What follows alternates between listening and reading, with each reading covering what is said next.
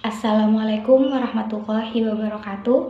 Perkenalkan, nama saya Qatrun Nada Nadifa, NIM 190803 102023. Saya dari kelompok 5. Saya akan mempresentasikan atau menerangkan tentang pengungkapan transaksi musyarakah.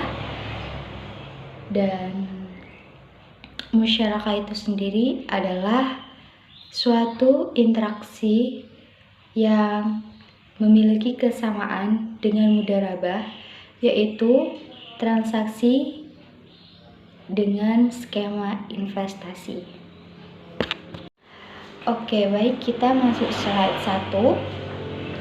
Nah, untuk slide 1 ini kita akan membahas tentang berdasarkan PAPSI 2013 Persatuan Akuntansi Perbankan Syariah, hal-hal yang harus diungkapkan terkait dengan transaksi pembiayaan musyarakah adalah sebagai berikut. Nah, untuk poin yang pertama, ada rincian jumlah pembiayaan musyarakah berdasarkan modal mitra. Jadi, dalam hal ini, suatu mitra usaha harus mengetahui modal mitra kita yang akan bergabung dengan mitra kita untuk menghindari dari kesalahpahaman yang akan datang atau kekeliruan yang akan dihadapi oleh mitra kita. Nah, yang jenis valuta. Nah, jenis valuta ini dan selanjutnya ada jenis valuta. Jenis valuta ini merupakan jenis mata uang. Jadi, mitra kita itu harus mengetahui mata uang yang digunakan oleh mitra usaha kita. Dan yang selanjutnya ada jenis penggunaan. Nah, untuk jenis penggunaan ini, sebuah mitra usaha itu harus paham betul dan mengetahui untuk apa mitra kita bekerja dan untuk apa kegunaannya. Jadi harus jelas penggunaannya untuk apa. Dan selanjutnya ada sektor ekonomi. Nah, untuk sektor ekonomi sendiri ini memiliki 3 macam, yaitu yang pertama sektor ekonomi tersier dan sektor ekonomi sekunder, dan yang terakhir ada sektor ekonomi primer. Untuk selanjutnya, status bank dalam pembiayaan musyarakah. Nah, status bank dalam pembiayaan musyarakah ini ada 2, yaitu mitra pasif dan mitra aktif. Mitra pasif itu sendiri merupakan sebuah mitra usaha yang tidak mengelola mitra usahanya itu sendiri. Nah, sedangkan mitra aktif yaitu sebuah mitra usaha yang melakukan atau mengelola mitra usahanya sendiri atau dengan menyuruh orang atau menyuruh pihak dari mitra usaha itu untuk mengelola mitra usahanya dengan tetap menggunakan nama mitra tersebut. Dan untuk poin kedua itu ada klasifikasi pembiayaan musyarakah menurut jangka waktu akad pembiayaan. Nah, klasifikasi pembiayaan musyarakah menurut jangka waktu akad pembiayaan ini merupakan sebuah mitra itu harus ingat akad pembiayaannya, karena untuk kedepannya supaya tepat waktu untuk pembiayaan tersebut. Jadi kita sebagai mitra usaha harus disiplin waktu. Untuk selanjutnya ada kualitas pembiayaan dalam tingkat bagi hasil rata. Nah, untuk dalam hal ini kita sebagai mitra usaha harus memiliki kualitas dalam pembagian hasil yang rata oleh pegawai-pegawai kita. Jadi kita harus memikirkan kualitas pembiayaan dan tingkat bagi hasil rata-rata. Jadi kita harus meningkatkan pembagian hasil rata-rata tersebut dengan seadil mungkin dan sedetail mungkin. Dan untuk yang poin 3 itu ada jumlah dan persentase pembiayaan musyarakah yang diberikan kepada pihak-pihak berelasi. Nah, dalam mitra usaha tersebut, pasti dalam mitra usaha itu memiliki pihak-pihak yang berelasi dengan mitra usaha kita. Jadi mitra usaha kita itu memiliki pihak-pihak berelasi untuk menyukseskan mitra usaha. Jadi dalam hal ini sebagai mitra usaha kita harus memiliki pembagian hasil dengan rata kepada pihak-pihak berelasi supaya pihak-pihak berelasi kepada kita itu semakin banyak dan sangat mendukung mitra usaha kita. Oke, selanjutnya kita masuk slide 3, yaitu yang poin 4, ada jumlah dan persentase pembiayaan musyarakah yang telah direstrukturisasi dan informasi lain terhadap pembiayaan musyarakah yang direstrukturisasi selama periode berjalan. Nah, dalam hal ini mitra usaha itu memiliki persentase di mana mitra usaha itu memiliki kenaikan dan penurunan dalam suatu usaha.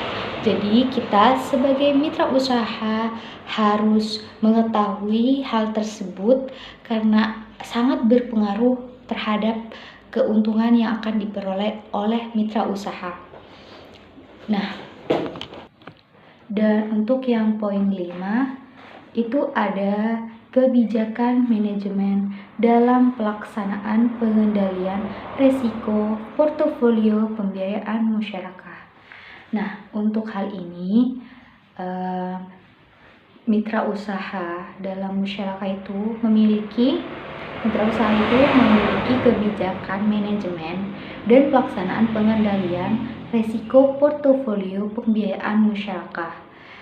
Jadi kebijakan ini dibuat oleh mitra usaha kita supaya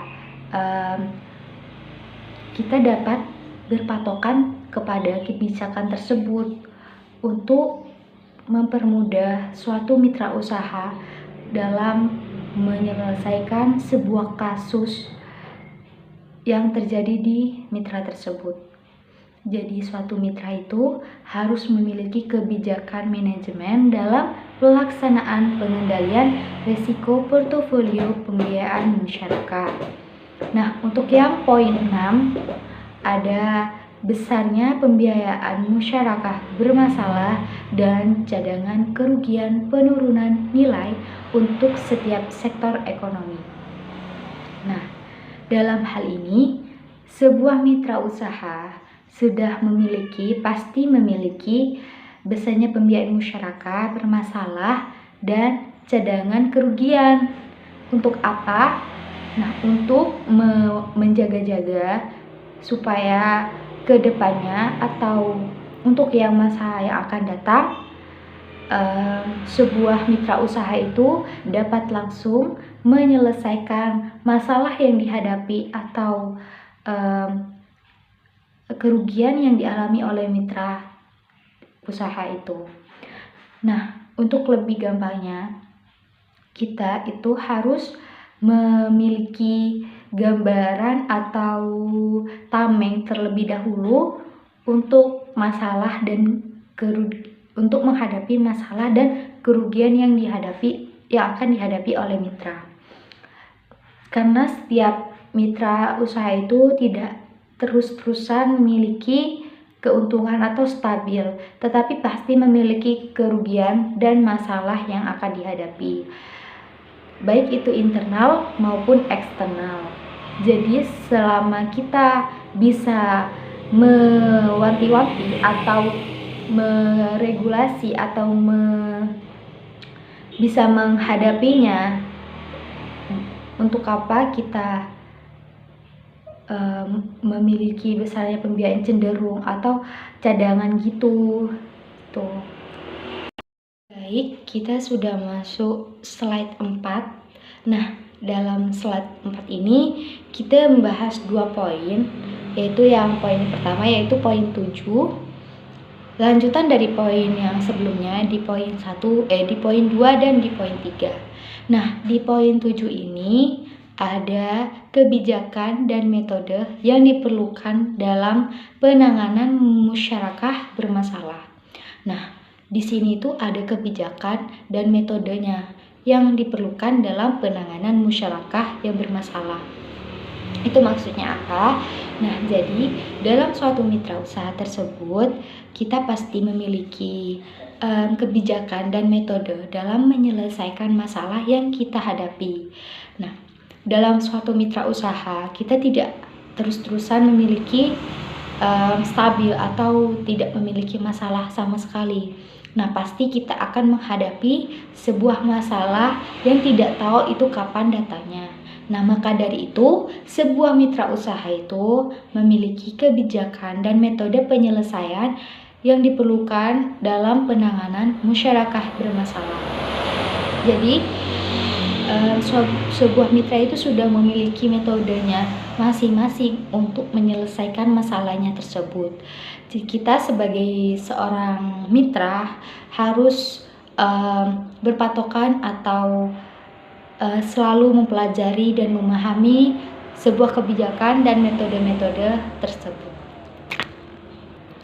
Dan untuk yang poin terakhir yaitu poin 8, ada ikhtisar pembiayaan musyarakah yang dihapus buku yang menunjukkan saldo awal, penghapusan selama tahun berjalan, dan ada juga yang penerimaan atas pembiayaan musyarakah yang telah dihapus bukukan dan pembiayaan musyarakah yang telah dihapus tagih dan saldo akhir pembiayaan musyarakah.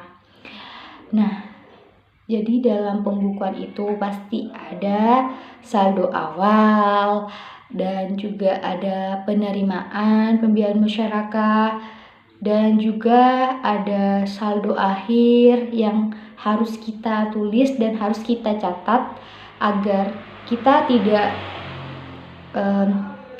kita dapat mengetahui persentase dari produk dari mitra usaha kerja kita.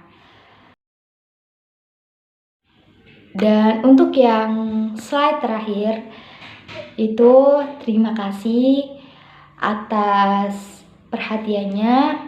Mohon maaf apabila ada salah kata atau salah ucap. Saya mohon maaf, dan jangan lupa like, comment, and subscribe channel YouTubeku. Semoga kalian paham apa yang saya jelaskan dan semoga mudah dimengerti ya. Terima kasih. Wassalamualaikum warahmatullahi wabarakatuh.